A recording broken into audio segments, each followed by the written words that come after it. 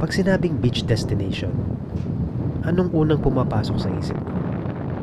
Dagat, buhangin, water activities, parties, at non-stop na inuman. Usually that's what you would expect, but not here. Itong beach na to, walang fancy bars, walang craft beers. Ang meron lang dito, sari-sari store, malamig na bote ng San Miguel, at tunog ng mga alon na nagsasabing, kalma lang.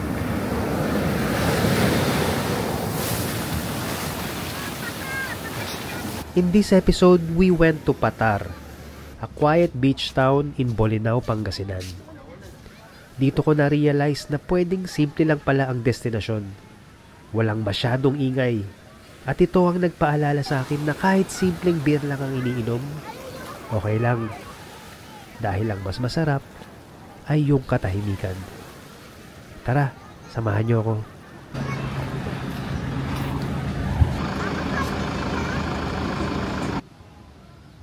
Dito sa Bolinao, makikita yung isa sa pinakamataas na parola sa Pilipinas. Ito yung Cape Bolinao Lighthouse. It has been standing here for over 100 years. It's not a tourist trap, just a quiet witness to time and history. Meron ditong ruins, so look. I don't know what that ruins is. Walang nakalagay na label. But I'm just assuming this is where the lighthouse keeper used to live. So medyo malaki siya and it looks like a turn of the century style architecture. Look at that. There's a balcony here. Yeah, let's explore this.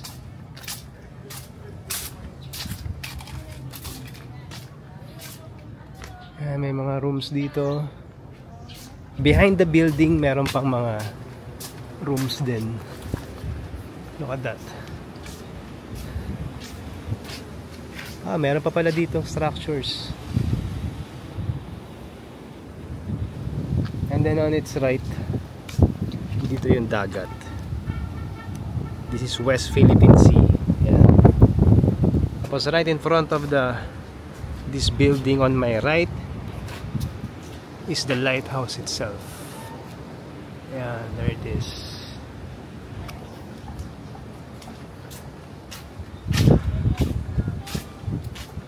There's the lighthouse.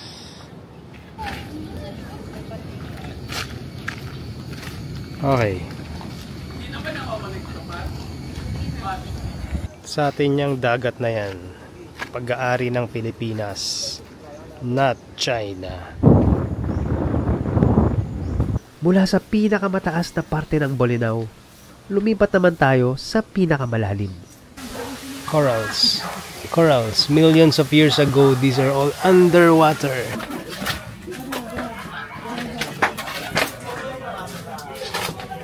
Ang lalaki ng steps. Hawak ka. This is the Enchanted Cave. A cave pool hidden beneath the massive remains of coral reefs. Sabi nila, milyon-milyong taon na raw ang mga batong ito. Dating nakalubog sa dagat. Ngayon, tahimik na paliguan. Tara, swimming tayo. So, magsiswimming na kami. Pupunta kami dun. Let's go.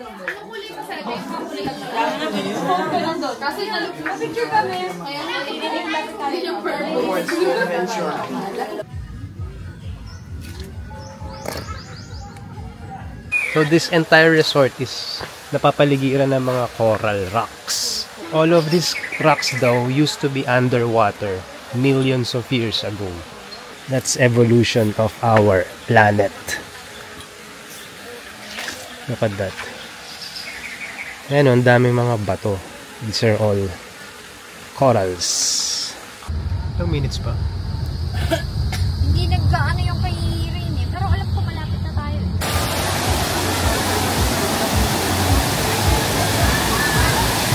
And then there are the numerous waterfalls scattered along the Bolinao River.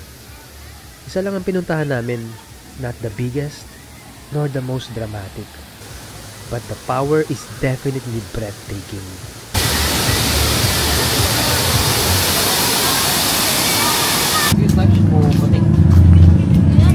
Yung tubig na dumadaloy galing sa waterfalls, dito dumadaan sa ilog na to bago lumabas sa karagatan. Kalmado na at mabagal. Kung nagmamadali siya kanina dun sa falls, ngayon naman, parang ayaw pa niyang umalis. Tatalo ka. Sige, video tayo. Okay, go! Ayaw pang umuwi. Katulad ng mga bisita dito. Sinusulit ang bawat moment dahil walang ganito sa ibang mga fancy tourist destinations. Ang sarap panoorin ng mga ganitong eksena. Parang mas malalakas ang tawanan pag naririnig sa tahimik na lugar kagaya nito.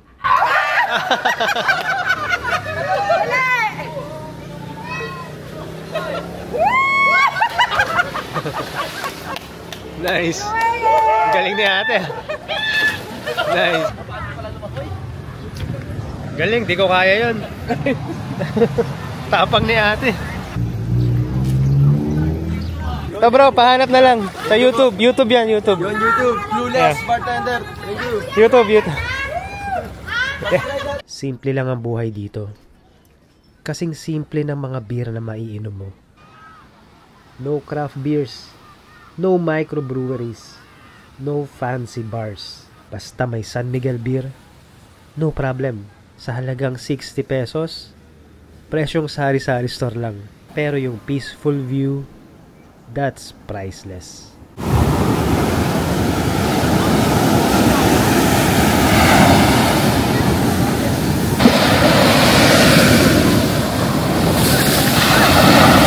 Marami na akong natikmang craft beers at fancy cocktails. Lahat naman yan masasarap, pero dito sa dagat ng Bolinao, Pangasinan, meron akong na-realize. Paminsan-minsan, mas masarap makatikim ng katahimikan. Salamat sa panonood, and thank you for drinking with me. See you in the next trip.